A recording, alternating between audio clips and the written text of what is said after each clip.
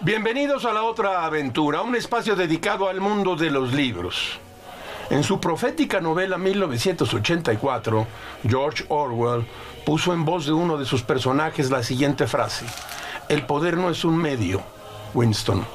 No se establece una dictadura para salvaguardar una revolución, se hace una revolución para establecer una dictadura. El objetivo de la persecución es la persecución, el objetivo de la tortura es la tortura, el objetivo del poder es el poder. Hace 107 años, los bolcheviques, al frente de trabajadores y soldados rusos, tomaron el poder estatal y lo pusieron en manos de los soviets.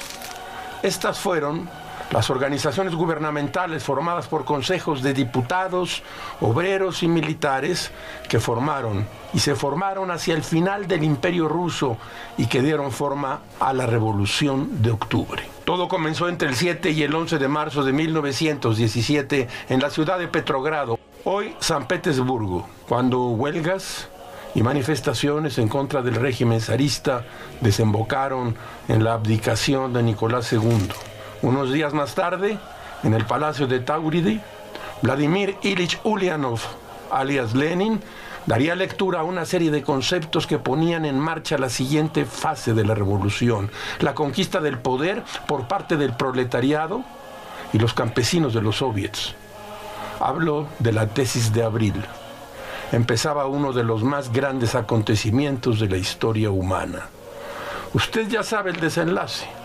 Como si se tratara de una novela de Orwell, lo que empezó como el más grande movimiento en contra de la opresión, la pobreza y el totalitarismo, derivó en el mayor sistema político de opresión, pobreza y totalitarismo jamás visto por la humanidad.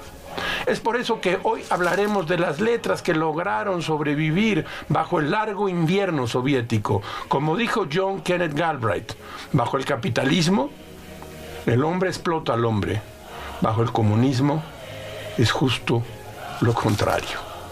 Les recuerdo que fue Adolfo Bioy Casares quien escribió que leer era la otra aventura y que la primera era probablemente la vida misma. Estamos, pues, en la otra aventura.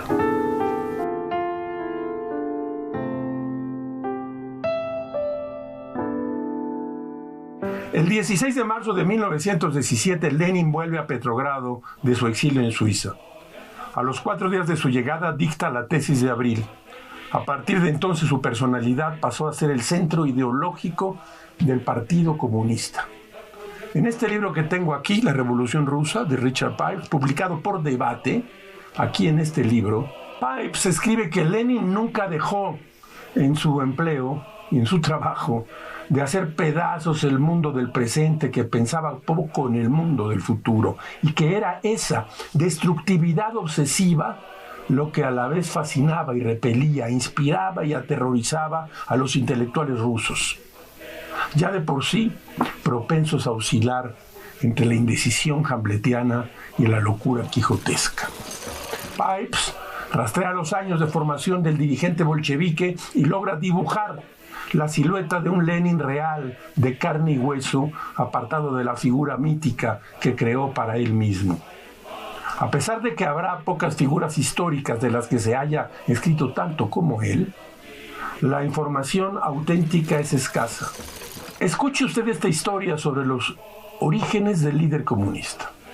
Los rasgos individuales que se le atribuyen en la literatura comunista son las virtudes convencionales de la hagiografía: devoción abnegada a la causa, modestia, autodisciplina, generosidad. Menos conocido es el periodo formativo de Lenin. Lenin nació con el nombre de Vladimir Ilich Ulyanov en abril de 1870 en Simbirsk, en el seno de una familia burocrática, convencional y acomodada. Su padre, inspector escolar, tenía en el momento de su muerte, en 1886, el rango de consejero de Estado, posición que le proporcionaba un estatus igual al de un general y al de la nobleza hereditaria. Era un hombre de pensamiento conservador liberal que simpatizaba con las reformas de Alejandro II y creía que la clave del progreso de Rusia estaba en la educación. La tragedia golpeó a los Ulyanov en 1887, cuando el hermano mayor de Lenin, Alexander, fue arrestado en San Petersburgo mientras llevaba una bomba con la cual, en un complot tramado con algunos amigos, pretendía asesinar al zar. Arrestado el 1 de marzo de 1887, Alexander Ulyanov fue sometido a un juicio público y se condujo con una dignidad ejemplar. Fue ejecutado con sus camaradas de conspiración. La ejecución, que se produjo poco después de la muerte del padre, tuvo un profundo impacto en la familia, que no sabía nada de la actividad revolucionaria de Alexander. Pero no hay pruebas de que este acontecimiento modificara de alguna manera el comportamiento de Vladimir. Si usted quiere comprender los avatares de la Revolución de Octubre, no se puede perder este libro de la Revolución Rusa de Richard Pipes. Se lee como una novela. Probablemente sea una novela, pero es una historia trágica. La Revolución de Octubre.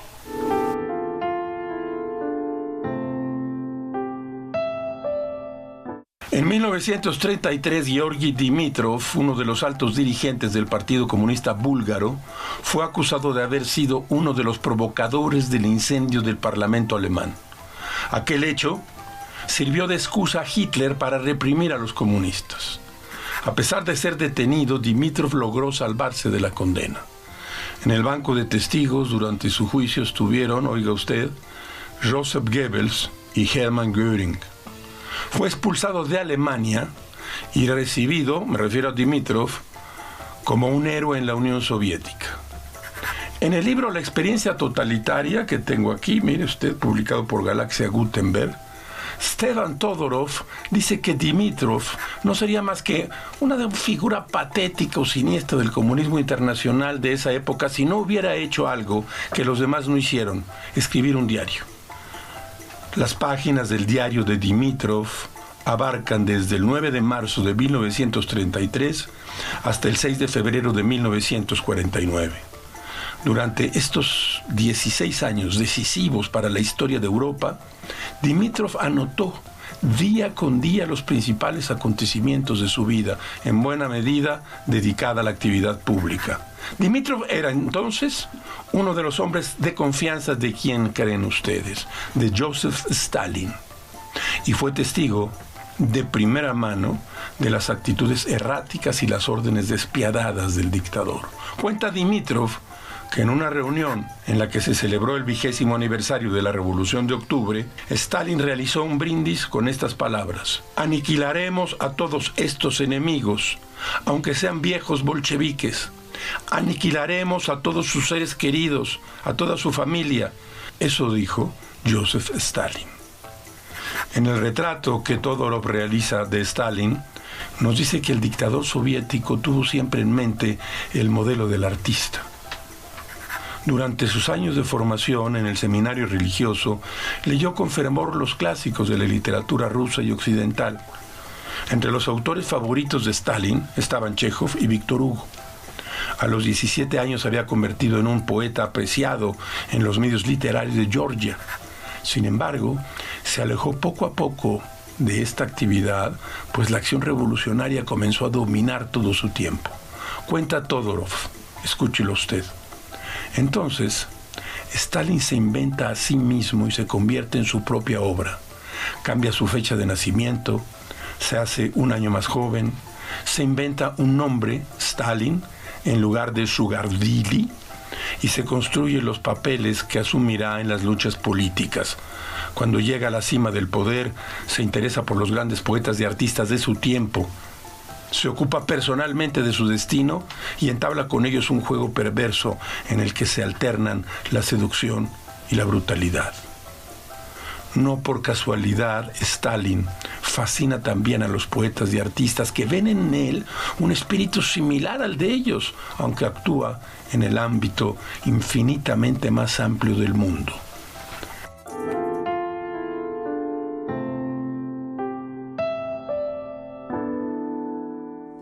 Del taller de la otra aventura. Si quiere usted saber más de la Revolución de Octubre, de los bolcheviques, de los soviets, del terror, puede consultar estos libros. Mire usted, Vasily Grossman, Años de Guerra, otro libro fundamental de este grandísimo escritor Vasily Grossman.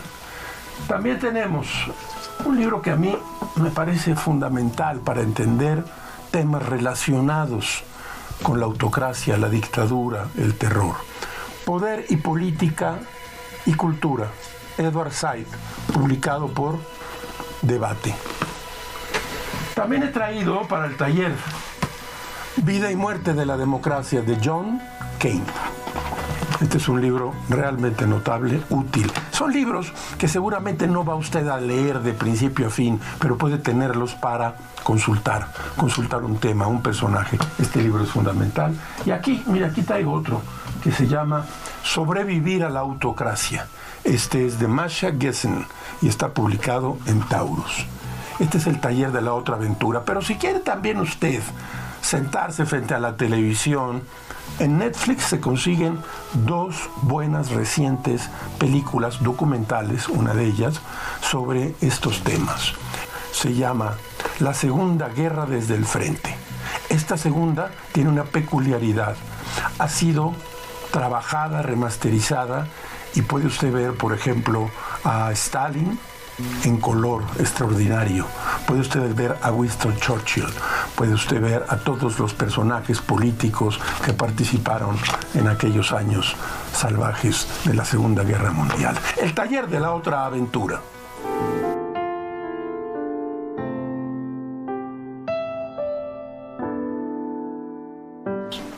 Una de las primeras medidas que tomaron los bolcheviques al entrar al poder fue la emisión de una serie de decretos para confiscar todo material contrarrevolucionario. El Ejército Rojo se paseó durante días por las calles de las principales ciudades rusas buscando cualquier tipo de texto que entrara en esa categoría, o que según ellos entrara en esa categoría. Confiscaron panfletos, partituras y libros. Sobre todo libros que la gran mayoría de la población no podía leer, pero les dijeron que eran dañinos para la revolución. Kilos y kilos de papel terminaron en vertederos y hornos. En el mejor de los casos, en bibliotecas públicas o en librerías destartaladas. Los que llegaban a las bibliotecas públicas se usaron para liar cigarrillos, y aquellos que conseguían un lugar en las librerías eran ofrecidos al público en precios impagables. En las profundidades del invierno aprendí que dentro de mí había un verano invencible, escribió Albert Camus. En aquel invierno en Moscú, en 1917, habitó un verano invencible. Los escritores Mikhail Osorgin y Pavel Pavlovich se unieron al bibliógrafo Mikhail Vasilievich con un propósito: rescatar libros. Vasilevich conocía bien el mundo literario de Moscú, habló con los minoristas, a quienes les habían confiscado casi todo, para poder comercializarlo de alguna forma. De pronto, tuvieron una librería bastante bien nutrida, donde la gente podía comprar libros a un precio decente. Al poco tiempo, se les unieron muchos otros escritores. El rublo no tardó en devaluarse. Los libros que costaban 10, ahora costaban 1,000. Los meses pasaron y los que costaban 1,000 pasaron a costar 1,000,000. Por supuesto, ya nadie se paseaba y entraba a una librería. Los escritores se sentaron a pensar en soluciones. En sus hogares ya no tenían harina para cocinar el pan de las mañanas. Tampoco tenían aceite, jabón ni tabaco. Así que empezaron a cambiar libros por estos productos. Llegaron a cambiar 5 tomos de la historia del arte ruso por 32 kilos de harina. La librería tuvo una explosión de popularidad, se hizo parte del imaginario moscovita y llegó a oídos del gobierno. A pesar de vender libros contrarrevolucionarios, decidieron tolerar la existencia de la librería. Aún no era el tiempo de los gulags. El verano invencible de Osorgin, Pavlovich y Vasilevich terminó cuando se terminaron los tomos. En Rusia se echaron en falta los libros durante muchos años. Aún en Moscú, en el Moscú de mediados del siglo XX, se escuchaba a la gente decir: ¿te acuerdas de la librería de los escritores? Y es así precisamente como se llamaba el libro de Mikhail Orozgin. cuenta la historia de su librería. La librería de los escritores, publicado por Sexto Piso, podría contarles más. Pero eso es harina de otro costal o de otro libro si yo negociara como aquellos escritores.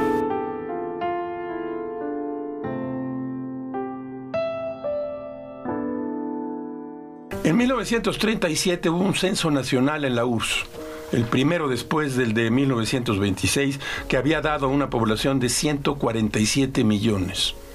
Extrapolando la tendencia de las cifras de los años 20, Stalin dijo que esperaba un total de 170 millones. La oficina del censo dio 136 millones, una cifra que reflejaba las consecuencias de la política stalinista. Stalin mandó detener y fusilar a los de la oficina del censo, así como usted lo oye. Las cifras reales del censo se mantuvieron durante mucho tiempo ocultas, pero la oficina fue denunciada públicamente como nido de espías y saboteadores, a pesar de que habían comunicado sus resultados a Stalin y no, por ejemplo, al Times de Londres. En 1939 hubo otro censo. Esta vez la oficina se las arregló para dar 167 millones que Stalin en persona redondeó en 170. Puede que el informe de la oficina del censo contuviera una cláusula adicional diciendo que si a Stalin le parecía una cantidad demasiado baja, entonces tendría que reducirla un poco más, ya que habría que restar a los números de la oficina. Los censistas de 1937 fueron fusilados por traidores que reducían la población de la URSS. Ya lo tenemos. El estalinismo es la perfección negativa. Lo anterior está escrito aquí en este libro que se llama Koba, el temible, de Martin Amis, donde el escritor británico recurrió a diversos géneros, tales como la crónica, el ensayo y la biografía, para acercarse a una de las figuras más despiadadas de la historia del siglo XX, Joseph Stalin. Hemos traído a esta sección del inicio del capítulo 2, cursillo sobre el Joseph el Temible. Escuche usted. Las biografías de los grandes monstruos históricos son siempre tragicómicas cuando hablan de su infancia. En vez de decir, por ejemplo, que a X lo educaron los cocodrilos en una fosa séptica de Kuala Lumpur, nos hablan de padres, hermanos, casa y patrias. Podría decirse que la atmósfera familiar que reinaba en la casa de los Zugashvili en Gori, Georgia, dejaba mucho que desear. Los padres de Iosif se peleaban a bofetadas y Iosif las recibía de ambos. Pero no hay nada en sus primeros años que prefigure la desmesura de Stalin. Lo mismo le ocurrió a Hitler. También nació en la periferia del país que gobernaría, en la Alta Austria, y de padres campesinos, aunque la situación del padre que pasó a ser funcionario imperial mejoró hasta el punto de que la posición social de Hitler se parecía a la de Lenin. Tanto Adolf como Joseph cantaron de niños en el coro de la iglesia y los dos acabarían midiendo 1,62 metros. A Joseph Vissarionovich era el típico muchacho que se ponía apodo. Este apodo fue Koba. Koba era el protagonista de una novela popular de título sugestivo El parricida, pero Koba no era el parricida del título.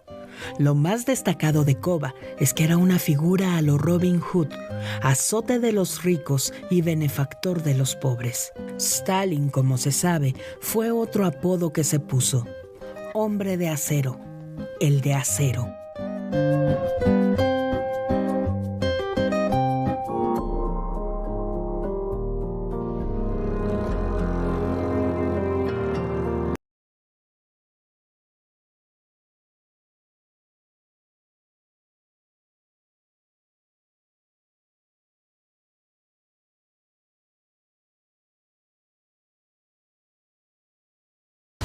Te acompañamos todo el año.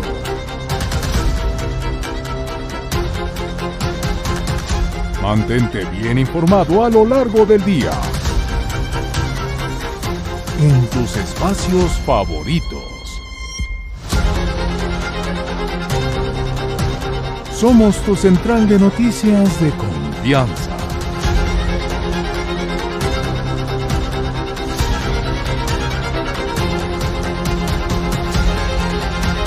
que te comparte todo lo que sucede en tiempo real.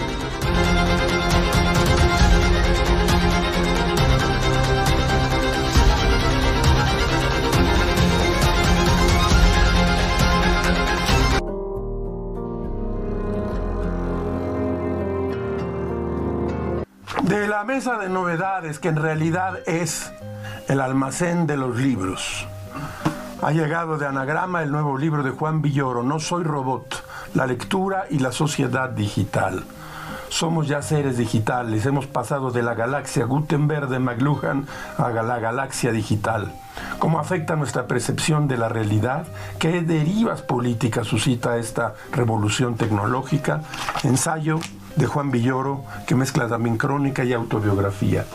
Nos ha llegado también este libro del que hemos hablado aquí, pero es una nueva edición, está en Taurus, Las Meditaciones de Marco Aurelio. Es un libro extraordinario, de aforismos, de vida, de sabiduría, diría yo, escritas en griego por un emperador romano y filósofo que no tenía intención alguna de difundirlas. Estas píldoras de sabiduría práctica, repletas de encanto y expresividad, han sido consultadas y admiradas por estadistas, pensadores y lectores de a pie durante más de 2000 años. Meditaciones. Y ha llegado de Anagrama la más reciente novela de Philip Roth, Sé Mía. Aquí en esta novela de Richard Ford aparece un personaje, Francis Bascombe, que ha aparecido en otras 4 novelas. Esta es fundamental, es un diálogo entre un padre, un hijo y una larga meditación sobre la felicidad. De la mesa de novedades. Sergei Eisenstein tuvo una relación compleja con el gobierno soviético. En su primera etapa profesional recibió el beneplácito del régimen y él devolvió al mismo algunas películas de potente contenido ideológico como El acorazado Potemkin, Lo viejo y lo nuevo y Octubre. Eisenstein vivió después bajo sospecha por sus incursiones en Hollywood y en México. Y finalmente la censura por sus indiscretas referencias al Stalin en la saga de Iván el Terrible. Por sus destrezas técnicas y sus logros estilísticos, El acorazado Potemkin y Octubre son 2 clásicos del cine, más allá de su contenido propagandístico. En el libro El fin del Homo Sovieticus, la escritora bielorrusa Svetlana Alexievich menciona que la fe de su padre en el comunismo surgió en el año de 1961, cuando el cosmonauta Yuri Gagarin se convirtió en la primera persona en viajar al espacio. Su padre le dijo entonces con emoción: hemos sido los primeros, somos capaces de todo. En esa fe me educaron, dice Alexievich, y agrega: yo no fui octubrista, llegué a la insignia con la cabeza del niño con el cabello revuelto, fui pionera, la desilusión me llegaría más tarde. Alexievich publicó este libro en el año de 2003, este que tengo aquí. Es una traducción de Jorge Ferrer y está en Acantilado, El fin del Homo Soviéticus. Es un gran libro. Bueno, habían pasado más de 20 años de la caída del bloque soviético y ella recordó entonces con nostalgia la inocencia y la incertidumbre de la década de 1990, tras la caída del muro, de la perestroika y la llegada de una época de cambios y nuevos sinsabores. ¿Qué es eso llamado libertad?, se pregunta Alexievich. Para nuestros padres, libertad significaba ausencia de miedo. Para nosotros la libertad era no recibir palizas. Para los hijos, en cambio, la libertad es el amor y la libertad interior es un valor absoluto. La libertad para ellos es no temer los propios deseos y tener mucho dinero, porque quien tiene los bolsillos llenos puede conseguir todo lo que se le antoje, dice Alexievich. Al pensar en la caída del comunismo soviético, Alexievich decidió realizar una suerte de historia oral, una historia coral, digamos, para contar algo de las vidas de quienes la sufrieron y celebraron aquella época, la época del comunismo. Dice la escritora ganadora del Nobel: A la historia solo parecen preocuparle los hechos. Las emociones quedan siempre marginadas, no se les suele dar cabida en la historia. Pero yo observo, dice ella, yo observo el mundo con ojos de escritora, no de historiadora, y siento una gran fascinación por el ser humano. Por ello, para este libro, no hice preguntas sobre el socialismo, sino sobre el amor, los celos, la infancia, la vejez, o sobre la música, los bailes, los peinados, sobre infinidad de detalles de una vida que ha desaparecido. Parece apasionante este libro, lo es.